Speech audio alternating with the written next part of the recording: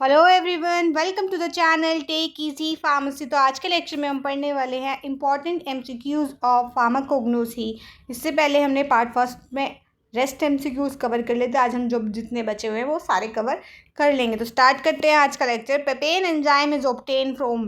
पेपेन एक एंजाइम है, वो हमें किससे मिलता है? ए पपाया, बी ईस्ट, सी पेनक्रियाटिन या फिर D diastase. So right answer is A papaya. Papaya का एक प्रोटोलाइटिक एंजाइम है जो कि हम ऑब्टेन करते हैं latex of unripe fruit of papaya. Papaya के अनराइप फ्रूट से हमें ये मिलता है क्या? पेपेन। अब क्या है? Beeswax is use as. Beeswax को हम किसकी तरह इस्तेमाल करते हैं? A enzyme, B pharmaceutical aid, C cosmetic only या फिर डी फूड सप्लीमेंट। सो इसमें एक चीज़ जानने वाली है कि बी फार्मास्यूटिकल एड होता क्या है। फार्मास्यूटिकल एड ऐसे इंग्रेडिएंट्स होते हैं जिनकी खुद की कोई थेरेपेटिक वैल्यू नहीं होती, लेकिन वो ड्रग मैन्युफैक्चरिंग में इस्तेमाल किए जाते हैं किसी भी ड्रग की फॉर्मुलेशन में। ठीक है, ये ड्रग की फॉर्मुलेशन को क्या उसमें मदद करते हैं, इसलिए इनका नाम फार्मास्यूटिकल एड दिया गया है। सो राइट आंसर है इसका B pharmaceutical aid. Beeswax is use in ointment, creams and cosmetic as a stiffening agent. क्या बीज वैक्स किस में यूज़ किया जाता है? ऑइंटमेंट की प्रिपरेशन में, क्रीम्स में, कॉस्मेटिक्स में। स्टिफनिंग एजेंट मतलब थिकनिंग एजेंट की तरह को यूज़ किया जाता है किसी भी फॉर्मुलेशन को थिक बनाने के लिए। ठीक है, next question is source of diuretic punarnava किसको कहते हैं? बोरीविया डिफ्यूजा, एंड्रोग्राफिक्स पेनिकुलाटा, रोवोल्फिया सर्पेंटिना, सेंटिलिया एसेप्टिका या right answer is A boerhavia diffusa. Punarnava promote करता है डायूरेसिस। डायूरेसिस मतलब ये क्या करता है? यूरिन के आउटपुट को इंक्रीज कर देता है। ठीक है, जितना भी वाटर है उसकी एक्सक्रीशन को इंक्रीज कर देता है। और एक डिसीज है एडिमा, उसको ये रिड्यूस करता है। उसमें इन्फ्लेमेशन जो भी होती है, दर्द होता है, उसको ये रिड्यूस करता है। Anti malarial drug artemisinin is obtain from. एक ड्रग है एंटी मलेरियल ड्रग जिसमें क्या आती है हमारी? आर्टिमिसिन। ये एंटी मलेरियल ड्रग है, तो ये किससे मिलती है? ठीक है, आर्टिमिसिया अन्युआ, सिंकोना, रवोल्फिया या फिर guggul. So right answer is artemisia annua. अब के एक्सप्लेनेशन में क्या? Artemisinin is a sesquiterpene lactone use in malaria treatment. So ये किस में यूज़ किया जाता है? मलेरिया के ट्रीटमेंट में यूज़ किया जाता है। अब क्या? इपैकुआना रूट इज़ यूज एज। जो इपैकुआना एक रूट है वो किसकी तरह यूज़ की जाती है? लेक्सेटिव की तरह, एंटी डायरियल की तरह। इमेटिक्स। इमेटिक्स कौन से एजेंट होते हैं? इमेटिक एजेंट होता है जो कि उल्टी कराते हैं, उल्टी कॉज करते हैं। ठीक है, वो होते हैं इमेटिक्स। ठीक है, anti malarial. So right answer is emetic. ठीक है, अब क्या? इपैकिक रूट कंटेन इमेटिन। उसके अंदर क्या होता है? इमेटिन होता है, सिफेलिन होता है जो कि इंड्यूस कराता है वॉमिटिंग। मैंने कहा था ना वॉमिटिंग के लिए होते हैं। वॉमिटिंग इन पॉइजनिंग केसेस, जब भी कोई पॉइजनिंग हो जाती है तो वॉमिटिंग इंड्यूस करा के हम उस पॉइजनिंग को क्या कर सकते हैं? उसको कम कर सकते हैं। ठीक है, next question is the main chemical constituent of clove. Clove का मेन केमिकल कॉन्स्टिट्यूएंट क्या होता है? यूजिनॉल, मेंथोल, कैफीन या फिर quinine. So right answer is eugenol. Clove के अंदर 70 to 90% यूजिनॉल पाया जाता है जो कि रिस्पॉन्सिबल होता है उसकी एनाल्जेसिक और एंटीसेप्टिक प्रॉपर्टीज़ के लिए। ठीक है, नेक्स्ट क्वेश्चन पे चलते हैं। अब जो ब्लैक पेपर होता है उसके अंदर कौन सा एक्टिव कॉन्स्टिट्यूएंट प्रेजेंट होता है? So option number A piperine, atropine, reserpine या फिर quercetin. So right answer is A piperine. अब क्या है? पेपरिन क्या है? एक एल्कोलॉइड है जो कि ब्लैक पेपर में पाया जाता है। वो क्या करता है? एनहांस करता है उसकी bio availability of other drugs को। ठीक है, बायो अवेलेबिलिटी क्या होती है? बायो अवेलेबिलिटी हम कहते हैं जब भी कोई ड्रग हम देते हैं उसका रूट ऑफ एडमिनिस्ट्रेशन चाहे कोई भी हो, जैसे हमने रूट ऑफ ड्रग एडमिनिस्ट्रेशन दिया ओरल, तो उसमें बायोअवेलेबिलिटी क्या हो जाती है? कम हो जाती है। पेरेंट्रल में हमारी बायोअवेलेबिलिटी क्या है? मतलब बायोअवेलेबिलिटी से क्या मतलब होता है? जो हमने ड्रग डोज दी, जैसे हमने 500 mg डोज ड्रग दी, लेकिन हमारी बॉडी में जाने के बाद में वो 500 mg एब्जॉर्ब नहीं होती है। हमने ओरल से दी तो कुछ वो क्या होती है? डिग्रेड होती है और बाकी वो हमारी बॉडी में क्या होती है? एब्जॉर्ब हो जाती है। जितनी वो एब्जॉर्ब होती है वो उसकी बायोअवेलेबिलिटी कहलाती है। सो ओरल की हमारी बायोअवेलेबिलिटी कम होती है, और जबकि जो पेरेंटल रूट्स ऑफ एडमिनिस्ट्रेशन होते हैं उनकी बायोअवेलेबिलिटी 100% होती है। जितनी हम डोज देंगे उतनी की उतनी वो हमारे ब्लड में जाके क्या होगी? एब्जॉर्ब हो जाएगी। तो ये होती है हमारी बायोअवेलेबिलिटी। नेक्स्ट चलते हैं। Which crude drug is use as an anti rheumatic. Anti rheumatic पे कौन सी ड्रग यूज़ किया जाती है? रूमेटिक क्या है? एक टाइप की डिसीज़ है रूमेटॉइड अर्थराइटिस जिसके अंदर पेन इन्फ्लेमेशन होती है। अब क्या है? कॉल्शियम सीड्स, अलोए इपैकुआना या फिर senna. So right answer is colchicum seeds. Colchicum seeds के अंदर होता है कोल्चिसिन, जो कि यूज़ किया जाता है गाउट में या फिर रेमाटॉइजिज्म में। अब ये गाउट और रेमाटॉइजिज्म में डिफरेंस है, ये भी दो टाइप के अलग अलग डिसीजेज होते हैं, दोनों में पेन होता है, इन्फ्लेमेशन होता है जॉइंट में। रेमाटॉइजिस तो जो है हमारी एक क्या ऑटो इम्यून डिसऑर्डर है। जो हमारा गाउट है वो उसमें क्या होता है, अक्यूमुलेशन हो जाता है हमारा यूरिक एसिड के क्रिस्टल का, वो भी कहाँ पे, जॉइंट में, जिसकी वजह से पेन और इन्फ्लेमेशन होता है। ठीक है, नेक्स्ट चलते हैं। The active principle of ginger is, जो हमारा प्रिंसिपल है, एक्टिव प्रिंसिपल जिंजर का, वो क्या है, जिंजरोल है। उसके अंदर कौन सा कॉन्स्टिट्यूएंट पाया जाता है, मेंथोल या फिर यूजिनोल या फिर atropine. Right answer is gingerol. ठीक है, अब क्या जिंजर के अंदर क्या पाया जाता है, जिंजरोल, जो कि उसका काम क्या होता है, एंटी इमेटिक होता है, और ये डाइजेस्टिव प्रॉपर्टीज इसकी होती है, डाइजेस्टिव सिस्टम की जो हमारी डिफिशियंसी उनको ट्रीट करने में हेल्प करता है। एंटी इमेटिक मतलब, एक तो हमने अभी पढ़ा था इमेटिक, इमेटिक क्या है, जो उल्टी कॉज कराते हैं, ठीक है, उल्टी कराते हैं, और एंटी इमेटिक मतलब जो उल्टी को रोकते हैं। नेक्स्ट क्वेश्चन है, which drug is use as an expectorant and antiseptic. ऐसी कौन सी ड्रग है इनमें से जो कि एक्सपेक्टोरेंट, जो कफ को क्या करेगी, एक्सपेल आउट करेगी, उनको कहते हैं हम एक्सपेक्टोरेंट, और एंटीसेप्टिक जो कि हमारे जितने माइक्रोब्स हैं उनसे हमें बचाएगी। ठीक है, सो ऑप्शन है A vasaka, B tolu balsam, C squill या फिर D gokhru. So right answer is B tolu balsam. अब क्या है, टोलू बालसम हम किस में यूज़ करते हैं, कफ सिरप में यूज़ करते हैं, एज एक्सपेक्टोरेंट और एंटीसेप्टिक एक्शन भी इसका पाया जाता है। ठीक है, नेक्स्ट ड्रग क्या है, the crude drug squill is use as, जो क्रूड ड्रग है स्क्विल, उसको हम किस तरह इस्तेमाल करते हैं, लेक्सेटिव की तरह, एक्सपेक्टोरेंट की तरह, एंटी डायबिटिक की तरह या फिर एंटी मलेरियल की तरह। So right answer is B, expectorant की तरह हम इसको इस्तेमाल करते हैं।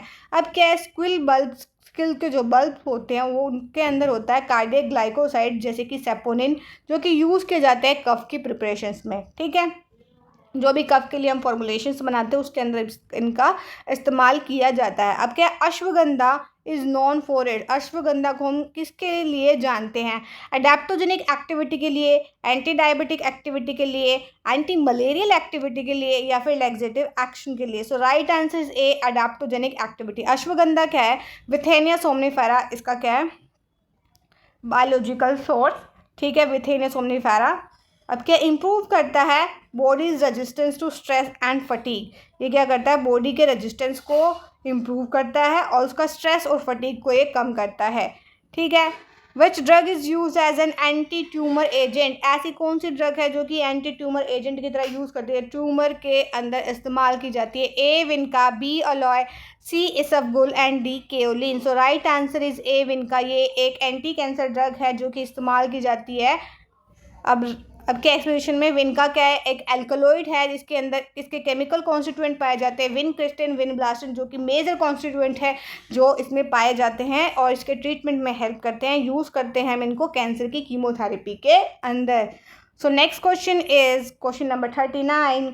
Guggul is mainly use as hypolipidemic agent, anti diabetic agent, anti malarial agent and D expectorant.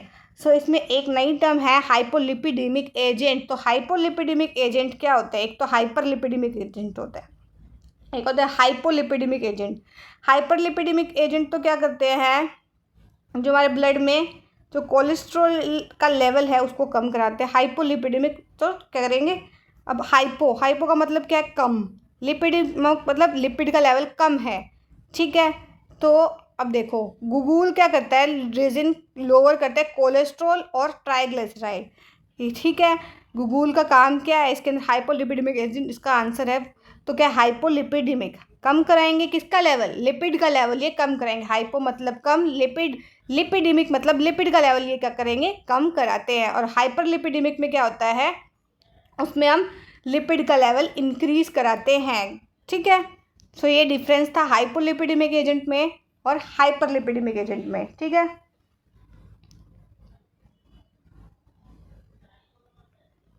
Which crude drug is use as an anti dysenteric. Ipecacuanha, anti dysenteric मतलब dysentery में कौन सी क्रूड ड्रग यूज की जाती है, इपैकुआना, aloe, senna या अर्जुना।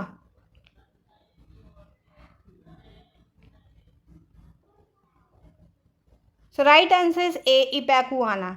इन small dose जो ipecac है वो एक्ट करता है एक बिसाइडल ड्रग, मतलब एमियोबिसाइडल क्या, जो एक ये एमियोबिसाइडल ड्रग की तरह काम करते हैं, ठीक है। जो एमियोसाइट्स होते हैं, एम्बियोसाइट्स, उनकी वजह से जो इन्फेक्शन हो जाता है, ठीक है, उसमें ये इपैक हमारा काम आता है डिसेंट्री में, ठीक है। अब क्या है, kaolin is use in pharmacy. Kaolin pharmacy में क्यों यूज़ किया जाता है? एंजाइम की तरह, एड्जॉर्बेंट की तरह, एंटीपायरेटिक की तरह या फिर स्टिमुलेंट की तरह। So right answer is B, ये एब्जॉर्बेंट की तरह काम करता है। एब्जॉर्बेंट क्या है? केओलिन के एक एब्जॉर्बेंट है, यूज़ करते हैं हम इसको डायरियल प्रिपरेशन में। जितने भी डायरिया की प्रिपरेशन होती है उनको बनाने में केओलिन का इस्तेमाल किया जाता है। अब क्या, लेन्योलिन इज ऑब्टेन्ड फ्रॉम, लेन्योलिन है ये हमें किससे मिलता है? शिप वूल से, कॉटन फाइबर से, बीज वैक्स से या फिर कोकोनट ऑयल से। सो राइट आंसर शिप वूल। अब क्या, लेन्योलिन वूल फैट इसके अंदर क्या होता है, यूज़ किया जाता है ऑइंटमेंट बेसिस के लिए या फिर कॉस्मेटिक्स के प्रिपरेशन में हम इसका इस्तेमाल करते हैं। अब क्या, acacia is use in pharmacy as, acacia को हम क्यों यूज़ करते हैं फार्मेसी में? बाइंडिंग एजेंट की तरह, फ्लेवरिंग एजेंट की तरह, एंटी माइक्रोबियल एजेंट की तरह या फिर लेग्जेटिव की तरह। So right answer is binding agent. बहुत सारी फॉर्मुलेशंस में हमारा अकेशिया यूज़ होता है बाइंडिंग एजेंट की तरह।